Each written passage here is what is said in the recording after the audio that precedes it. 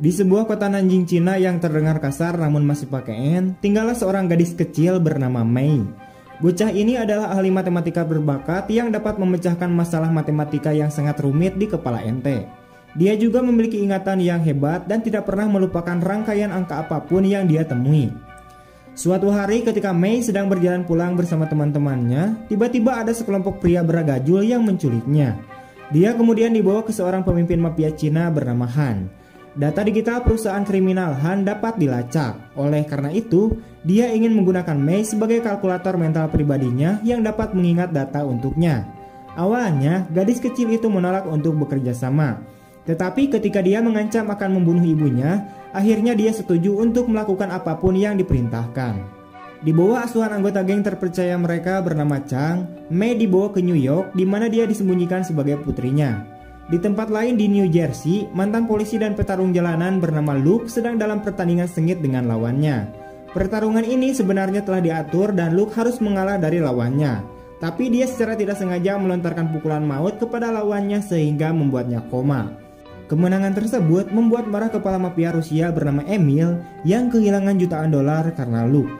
Luke menyadari bahwa gangster yang marah berarti keluarganya sedang dalam bahaya.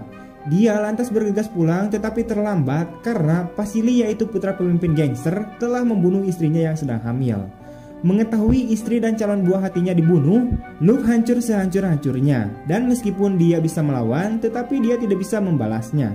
Para gangster kemudian berjanji untuk membunuh siapa saja yang dia ajak bicara atau melakukan kontak dengan Luke. Setelah peristiwa naas itu, Luke kembali ke kampung halamannya di New York. Dia mulai hidup sebagai tunawisma dan berkeliaran di jalan Manhattan.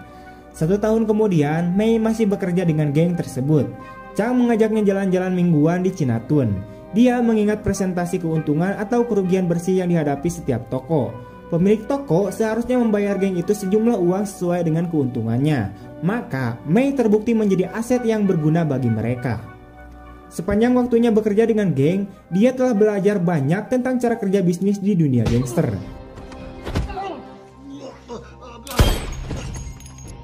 Di tempat lain, Luke tinggal di tempat penampungan tunawisma yang sangat tidak terorganisir. Suatu malam, dia bertemu dengan seorang pria tanpa sepatu dan kaki yang terinfeksi parah. Karena simpati, dia memberikan pria itu sepatu barunya. Tetapi pada keesokan harinya, dia bangun untuk menemukan bahwa seorang menggorok leher pria malang itu dan mencuri sepatunya dalam semalam. Sementara itu, seorang wanita yang bekerja sama dengan Chang mendekati Mei di tengah malam dan memberitahu dia tentang kematian ibunya di Tiongkok. Ternyata dia sakit parah dan telah lama dirawat di rumah sakit. Keesokan harinya, pemimpin gangster Han datang ke New York untuk pertama kalinya sejak dia mengirim Mei.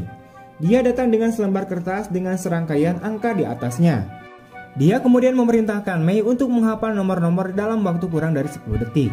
Angka-angka itu tampaknya sangat penting karena Han membakar selembar kertas menjadi abu sehingga hanya Mei lah yang tahu apa itu. Setelah itu, Chang membawanya ke lokasi berikutnya. Mei diberitahu bahwa dia harus menghafal rangkaian angka kedua saat dia mencapai tujuan. Semuanya berjalan sesuai rencana sampai mereka diserang oleh mafia Rusia yang dipimpin oleh Emil, yaitu gangster yang membunuh istri Luke. Mereka juga mengincar Mei karena nomor yang dia hafal. Sehingga terjadilah baku tembak di mana gangster Tiongkok kalah dari Rusia yang menculik Mei.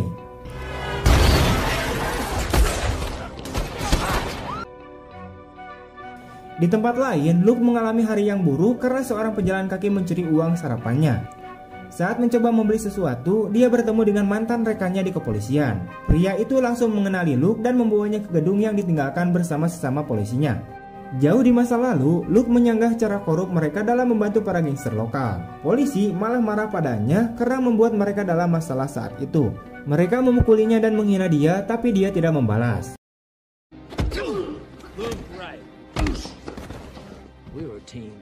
Pada akhirnya, seorang polisi menyerahkan senjata kepada Luke, mendesaknya untuk mengakhiri hidupnya sendiri. Tapi Luke menolak dan pergi. Di saat yang sama, Mei dibawa ke pemimpin gangster Rusia Emil yang menanyakannya tentang nomornya. Dia segera menemukan bahwa wanita yang bercerita tentang ibunya membantu Emil sepanjang waktu. Wanita itu juga meminta Mei untuk memberitahu mereka kodenya. Tetapi sebaliknya, Mei mengklaim bahwa wanita itu akan mati karena dia tidak tahu cara kerja bisnis. Tepat setelah itu, para pria menembak mati dia karena dia tidak berguna lagi bagi mereka. Mei tahu dia akan mengalami nasib yang sama jika dia memberitahu mereka nomornya. Oleh karena itu, dia tetap diam. Saat itu, seorang polisi korup dan salah satu mantan rekan Luke, yaitu Kapten Wok, datang ke tempat persembunyian Rusia untuk menangkap para penjahat. Namun dia melakukannya bukan karena hukum, melainkan atas perintah pemimpin Tiongkok, yaitu Han. Emil kemudian memanggil kapten dan menawarinya uang 2 kali lipat daripada gangster Tiongkok untuk melarikan diri dari tempat persembunyiannya. Kapten korup itu pun akhirnya menerima kesepakatan dan mundur. Saat ini, Mei telah melarikan diri dari tempat persembunyiannya tanpa ada yang melihatnya. Baik gangster Rusia maupun Cina mulai mencarinya, dengan harapan dapat menemukannya sebelum kelompok lain melakukannya.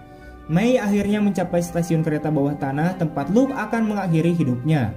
Di saat beberapa detik lagi dari melompat ke rel, tiba-tiba matanya teralihkan pada seorang gadis cilik yang ketakutan, yaitu si Mei. Dia juga memperhatikan para gangster yang membunuh istrinya sedang mencari gadis kecil itu. Untuk melarikan diri dari mereka, dia naik kereta bawah tanah, tetapi geng itu melihatnya sekilas dan mengikutinya di belakang. Luke menyadari ada sesuatu yang salah dan menjadikan misinya untuk menyelamatkan gadis itu.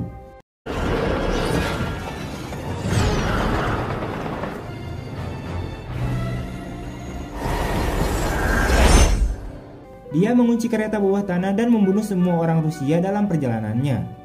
Salah satu dari mereka mengenali Luke sebagai pria yang mereka pukuli setahun lalu.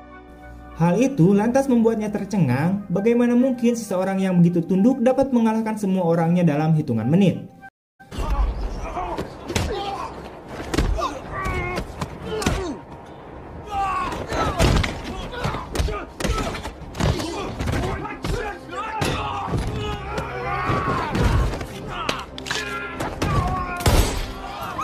Pada akhirnya, dia juga terbunuh dan Luke akhirnya bertemu dengan Mei. Kemudian, dia juga mengetahui bahwa gadis itu juga dicari oleh polisi korup yang pasti akan menyerahkannya kepada mafia. Beberapa menit kemudian, 2 polisi yang memukuli Luke tadi menemukan gadis itu dan mencoba membawanya untuk pergi. Tapi Luke tiba di waktu yang tepat dan mengalahkan mereka dalam sekejap.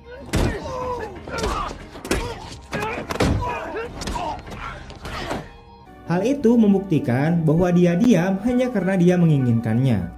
Tapi di sini Mei masih tidak mempercayai Luke karena ia mengira Luke masih komplotan para gangster. Mereka kemudian masuk ke sebuah mobil saat mafia Rusia tiba. Pengejaran mobil berkecepatan tinggi terjadi di jalanan Manhattan.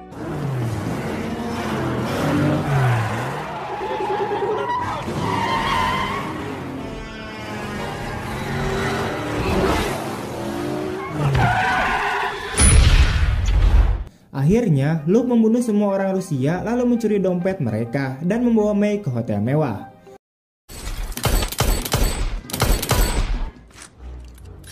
Let's go.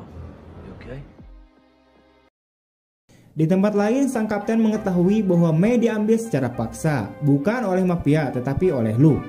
Dia kaget karena Luke tidak terlibat dalam kejahatan apapun sejak dia keluar dari kepolisian. Sementara itu, setelah check-in di hotel, Mei mulai mempercayai Luke dan memberitahunya tentang angka-angka yang dia hafal. Saat memeriksa format angkanya, dia mengetahui bahwa itu adalah kombinasi dari brankas. Mei mengatakan dia seharusnya menghafal angka kedua sebelum Rusia menyerang, yang berarti ada 2 brankas dengan sesuatu yang sangat berharga di dalamnya, yang mungkin diperdagangkan oleh mafia Cina.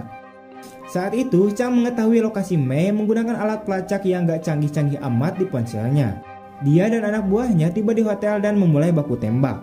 Kekacauan terjadi ketika orang mulai berlari untuk menyelamatkan nyawa mereka. Akhirnya, Luke terlibat perkelahian dengan para gangster yang menyebabkan dia dan Mei terpisah.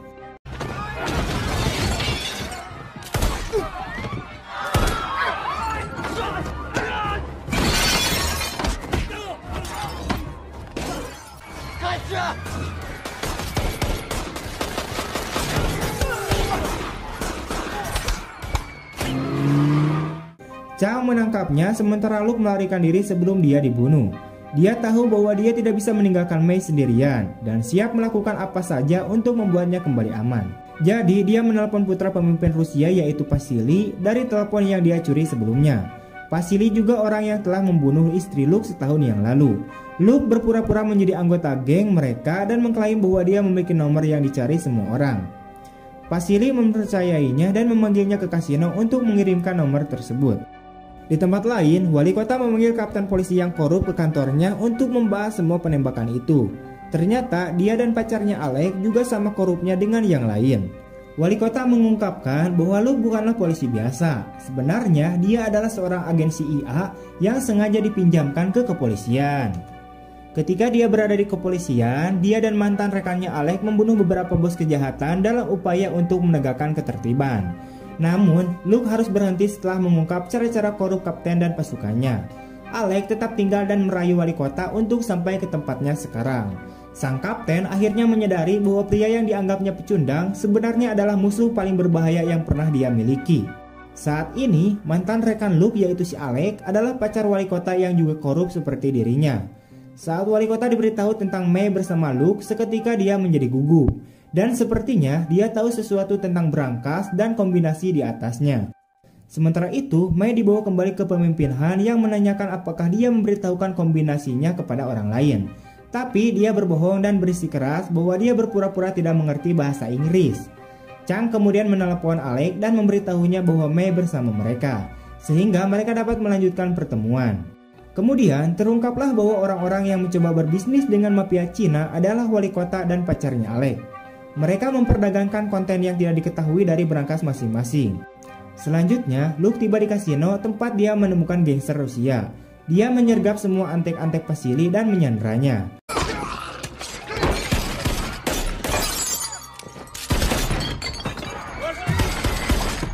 Luke berencana menggunakan dia untuk mengancam pemimpin Rusia yaitu si Emil.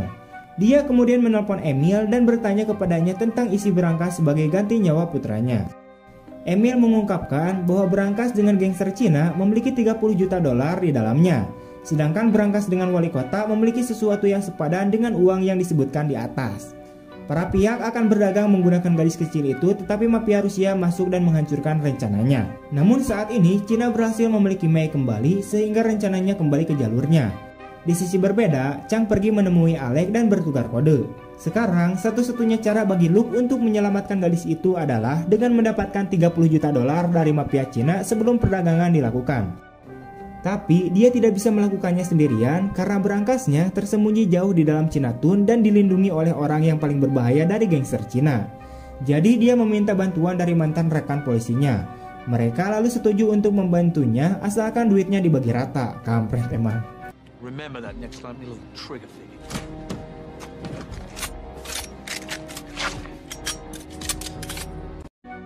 Kelompok tersebut kemudian masuk ke tempat persembunyian dan memulai baku tembak. Dalam perjalanan, beberapa gangster dan polisi mati.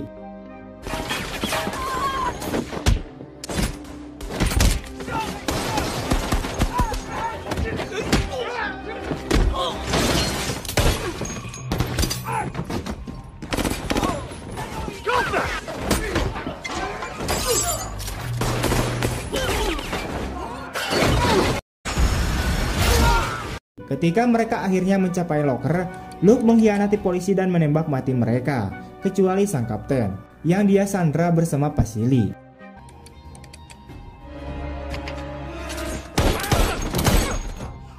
Dia juga mengambil uang dari brankas dan pergi ke kantor wali kota. Dalam perjalanannya, dia menelpon Alex dan menanyakan apa yang ada di brankas kedua. Karena Luke punya uang, Alex terikat untuk melakukan semua yang dia minta. Dia mengungkapkan brankas kedua milik wali kota berisi disk dengan data tentang setiap sindikat kejahatan di New York. Wali kota ingin menjualnya kepada orang Cina, mengambil 30 juta dolar dan membiarkan geng-geng itu berurusan dengan apa yang harus mereka lakukan. Alex hendak mengadakan kesepakatan dengan Chang, tetapi karena uangnya telah dicuri, dia malah mencoba untuk kembali menemui Luke. Tapi Luke memerintahkannya untuk membawa May karena dia adalah aset penting. Di sini Alex kemudian mengikuti perintah Luke untuk membunuh Chang dan anak buahnya, dan kemudian segera pergi menemui Luke bersama May. Di sisi lain, Luke masuk ke kantor wali kota dan menanyakan isi brankas kedua. Meskipun wali kota enggan, dia tidak punya pilihan selain memberikan Luke sebuah disk berisi data tentang setiap sindikat kejahatan di New York. Luke menjatuhkannya dan kembali menemui Alex seperti yang dijanjikan. Dengan uang dan informasinya, dia adalah yang paling kuat dalam permainan ini. Tetapi Alex memiliki sesuatu yang lebih istimewa, yaitu si May. Ketika keduanya akhirnya bertemu untuk menukar Mei dengan uang, Luke menolak untuk bekerja sama dan dia malah menyarankan agar mereka menyelesaikannya dengan baku hantam saja. Alec bersiap-siap mengumpulkan jurus congcorangnya, tetapi tepat saat itu dia ditembak di kaki oleh Mei. Kesempatan itu kemudian dimanfaatkan oleh Luke dan akhirnya dia bisa membunuhnya dengan mudah. Dia dan Mei akhirnya bebas dengan uang dan disk yang dapat mereka gunakan untuk perlindungan. Demi keselamatan Mei, Luke membebaskan Kapten dengan $50.000 sebagai kompensasi atas masalahnya. Dia juga membiarkan pasir pergi, jadi orang Rusia tidak akan melakukan apapun terhadap mereka. Luke juga mengirimkan semua sisa uangnya kepada mafia Cina agar mereka tidak mencoba mencari Mei lagi. Akhirnya, dia menyembunyikan beberapa salinan disk di seluruh kota. Jika seseorang mencoba menyakiti mereka, mereka dapat menggunakan rip tersebut sebagai cara untuk memeras beberapa orang yang berkuasa. Di akhir film, Mei dan Luke pergi ke Sydney dan memulai hidup barunya dengan aman, tentram, dan damai. Kemudian film pun berakhir.